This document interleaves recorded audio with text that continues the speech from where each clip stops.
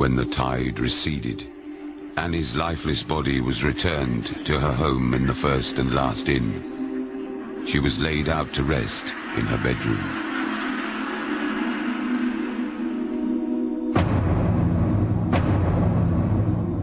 She was taken somewhere and buried within the area, nobody knows where, in an unmarked grave. Annie George died a horrific death and was never given a proper burial. And many believe that because of this, she still haunts her bedroom today. The room upstairs is invariably always empty. People just cannot stay in there. There's just too much going on in there. It just frightens people. It doesn't feel like my room. It feels like Annie's room, and I think it always will. It belongs to Annie.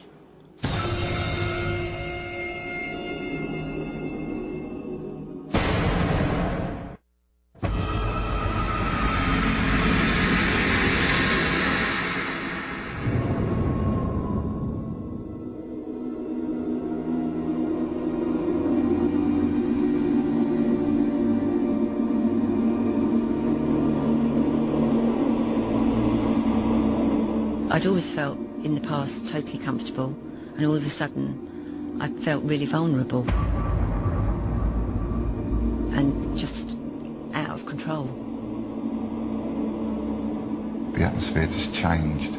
It felt sort of close, just uneasy and lost, you know. It's very strange. For 100 years, this former Edwardian printworks in South London has housed generations of workers. It became a headquarters for the Freeman's Catalogue before the war, and at its peak, over 2,000 people worked here. Today, most staff have relocated. I think this place has always been haunted. Maybe we've never noticed it so much in the past because it's been very busy here, but now the building is quieter, you sort of pick up on things.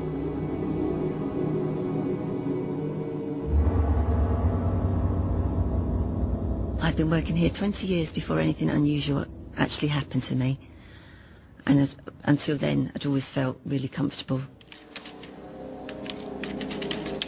One evening I was working late. I was on my own. I was concentrating on sending some emails through to Hong Kong and India. Just really doing my work and just feeling really okay.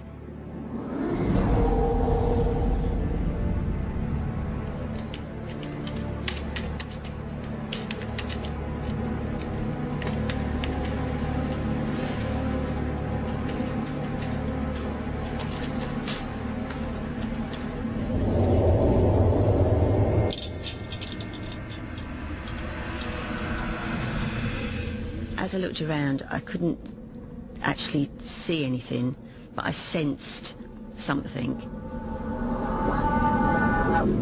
I just knew there was something there.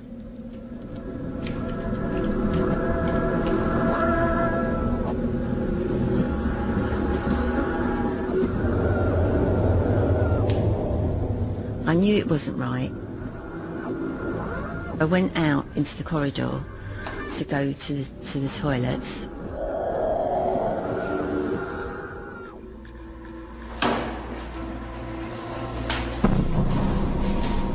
At the bottom of the stairs, I saw a tall, very blonde lady in front of me. I felt like I knew her, but I didn't know her.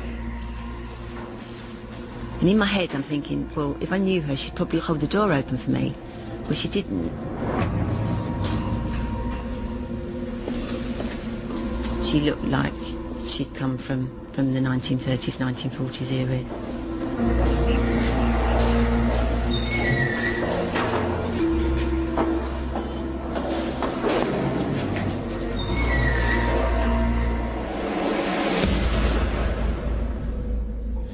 I knew that she'd gone into the toilet, and I knew that she must be somewhere in there.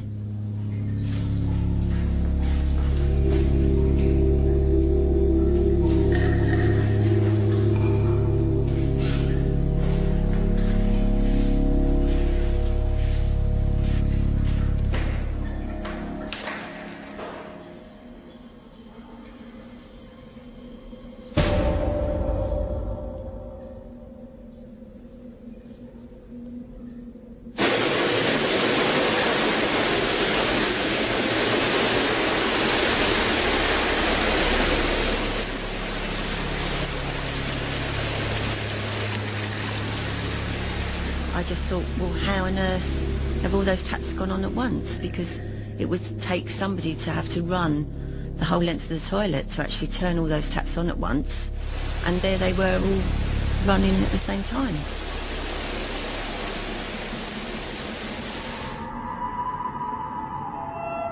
Lynn isn't the only one to have reported unusual things in the building. In fact, there is one area where few will venture. The basement was used as an air raid shelter by staff during the war, but retreating underground failed to protect some. When the building was bombed, nearly 30 people lost their lives. The offices are eerie when no one's about, but the basement is another kettle of fish. It's very, very eerie down there. I've worked for about 14 years as a maintenance engineer. I've worked in all sorts of places, lofts, voids, tunnels. I've been on my own, I've had to use a torch, it's been dark, but I've never experienced anything like I've experienced downstairs. Matt has been a maintenance worker on the site for 2 years. My first day at work, so I was generally feeling okay. I wasn't really thinking about much. I had not heard any of the stories about the things that go on here.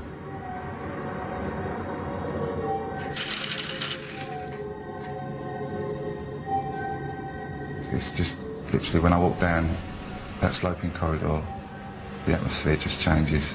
And it's just something about it that you just can't put your finger on.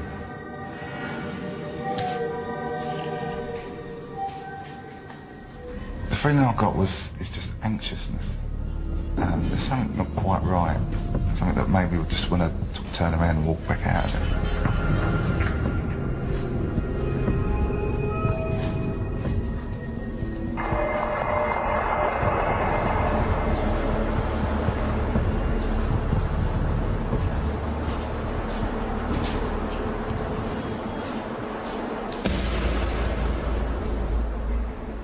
Something was there, and I'm not sure what it was. I was really just trying to concentrate on doing my job, just to sort of get on and do it and basically get out of the basement.